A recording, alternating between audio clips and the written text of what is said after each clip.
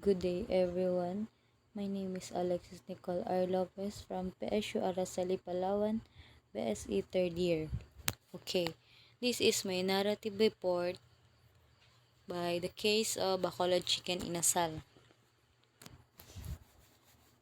History of Bacolod Chicken Inasal.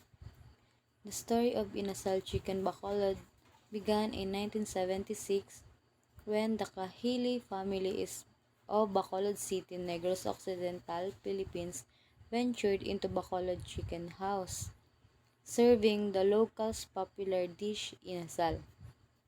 Inasal means barbecue and is the food specialty of the province. So yung inasal yung food specialty ng buong city ng Bacolod. And the chain was established in 1993 by Tanalgo siblings. So, tatlo sila magkakapatid yung naka-establish noong 1993. Siya si Rose Tanalgo, si Bing Tanalgo, and si JM Tanalgo. So, silang tatlo yun. It began a small take-out stall in Mandaluyong where customers purchased their food, then ate them at their convenience. So, nagsimula sila sa maliit na negosyo, sa maliit na restaurant sa Mandaluyong City. So, maraming mga customer nila ang bumibili ng mga foods na niluluto nila at doon na rin kumakain sa store nila. And a year later, a full-fledged store was built to allow patrons to sit and dine. So, inalaw na sila na magkaroon ng mga upuan para magkaroon ng komportable na makainan yung mga tao, mga customer nila na bumibili sa pagkain na yan niluluto nila. So, Bacolod Chicken Inasal is the one of the most iconic dishes in city of Bacolod. So, yung chicken inasal ng Bacolod ang isa sa pinaka-most iconic dishes nila. So, pinakasikat na mga ulam or fast food sa Bacolod City. And for good reason. This mouth-watering grilled chicken dish has captured the hearts and taste buds of local and visitors. So, talagang sobrang napakasarap ng inasal ng Bacolod City. Kaya binabalik-balikan siya ng mga visitors at ng iba pang dumadayo sa lugar nila. Okay. And has become an essential part of the city culinary landscape. If you're planning a trip to Bacolod, you simply can't live without trying this delicious dish. So, kung may balak daw kayo na pumunta sa Bacolod, and subukan nyo yung pinagmamalaki nilang napakasarap na Bacolod Chicken Inasal. So, yun. The chicken inasal is a local version of the Filipino barbecue that originated from Bacolod City and the Visayas Island, south of the Philippines. Yun. It is the delicious dish of chicken parts marinated in local herbs and spices, skewered on bamboo sticks, then grilled to juicy. So, alam naman natin pag ihaw. So, di ba?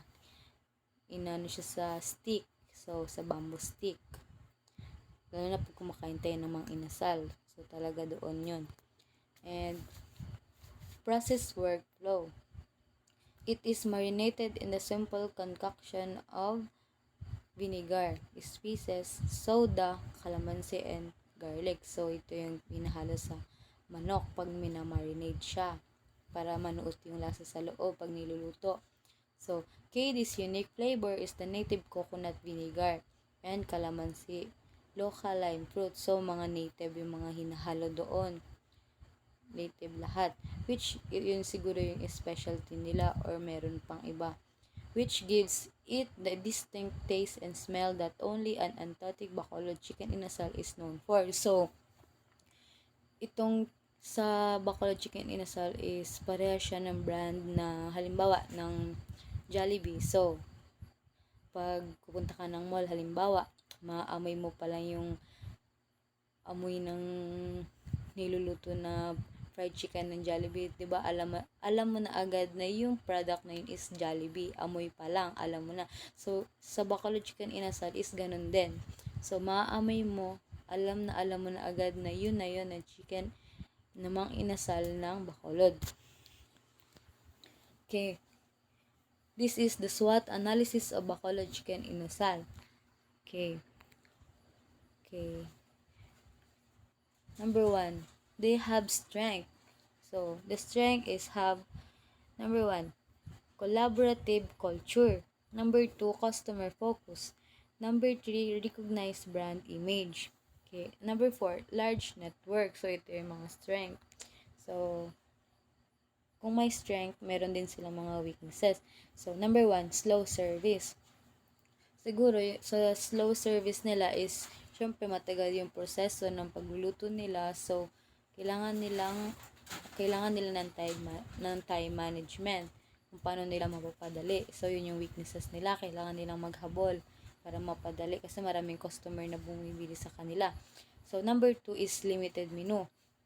Kaya siguro unti pa lang yung mga menu nila na niluluto, so kailangan pa nila yon madagdagan. So number 3, needs improvement. So isa rin yun sa mga weaknesses nila. Siguro need pa nila ng more improvements sa kanila sa business nila or company. Okay.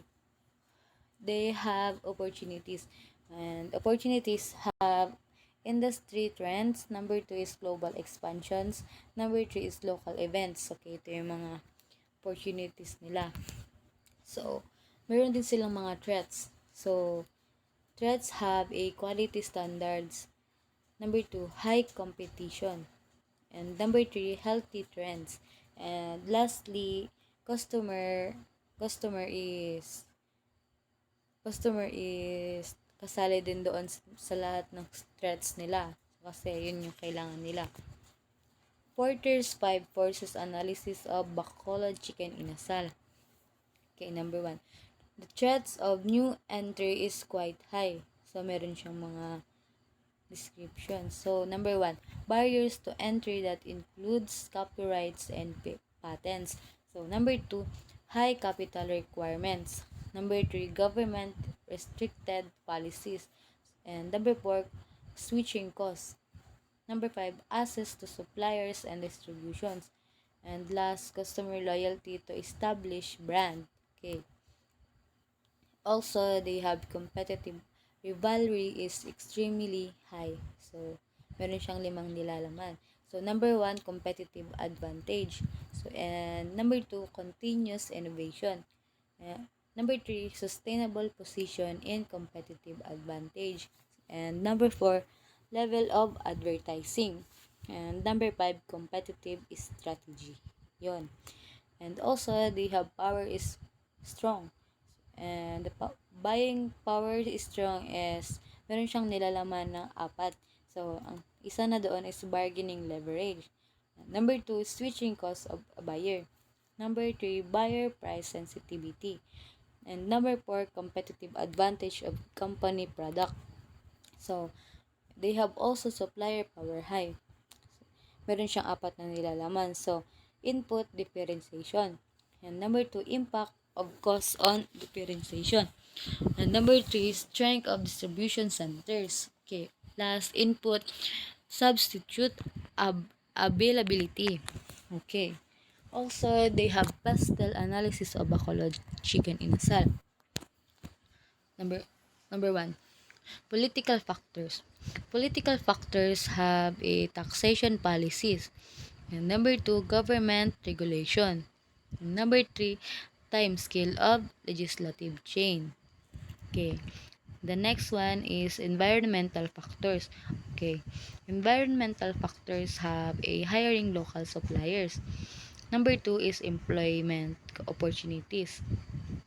Number 3, access to credit and loans and its effect on company. Okay, another one is social factors. Social factors have a funding kids institutions.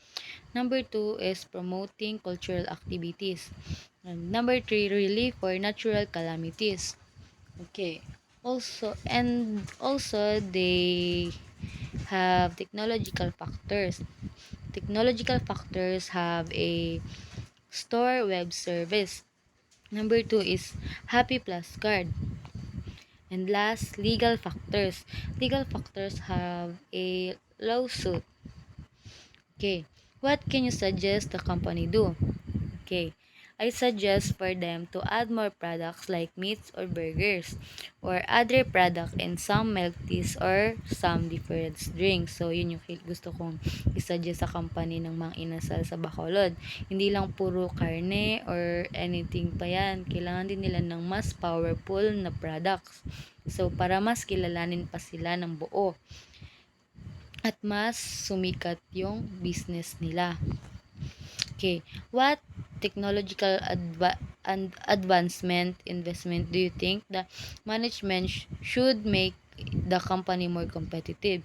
Okay, and I think they can use any technology to help them to serve to their customers and use other bot to make their jobs is easier and produce some chickens every day to serve. Okay, dito naman is kailangan na nila or kailangan nilang kumuha ng isang mga technologies na makakatulong sa mga crew nila na mag-serve sa mga customer para hindi sila mahirapan like Jollibee. Okay, may robot sila na pinagkakatiwalaan na nagsiserve doon sa mga customers nila. So, kailangan din nila sigurong improve yon. So, kailangan nila yon. And siguro, kailangan din nila ng mga halimbawa sa mga Jollibee or McDo, meron silang mga drive-thru. To, yun, siguro, kailangan din nila yun para mas tumatak ang business nila. So, that's all po. Thank you for watching and listening, guys.